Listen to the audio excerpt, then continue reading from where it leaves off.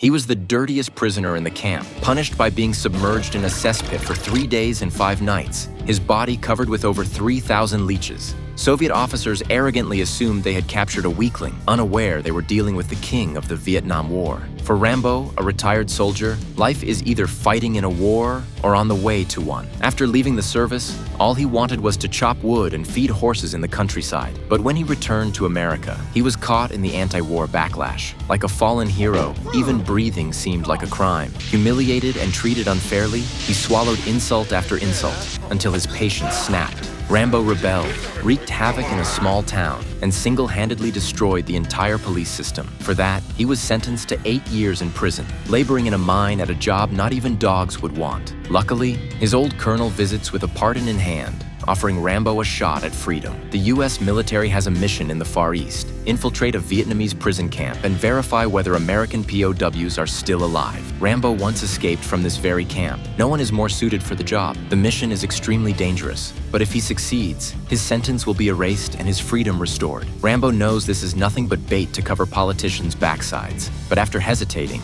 he agrees. Because as a soldier, he still wants to risk his life for his country. 3 days later, he's brought to a military base in Bangkok. Before he can even rest, Washington's Commander Marshall begins briefing him. About 2,500 Americans went missing during operations in Vietnam. The government is content to assume they're all dead, but for the families, that assumption is unacceptable. Rambo's task is to sneak into the camp without engaging the enemy and photograph proof of whether prisoners are still alive. A rescue mission is not part of the plan. To ensure success, the Pentagon spends heavily on a modern command center, claiming all the equipment is designed to assist Rambo. But as one of the world's top special forces soldiers, he believes the best weapon is willpower. Soon, the plane reaches the target zone. Rambo dons his helmet and goggles, clutching his trusted gear, looking even more tense than the first time he went into battle. At the pilot's command, he leaps, but his nerves cause him to snag on the plane. No matter how hard his comrades try, they can't unclip him. If it continues, the engine will tear him to pieces. In that critical moment, Rambo makes a daring move. He pulls out his combat knife and cuts the safety strap. He plunges straight down from 1,000 meters with no parachute and no weapons. From the start, this mission is a gamble with death. Survival is nearly impossible.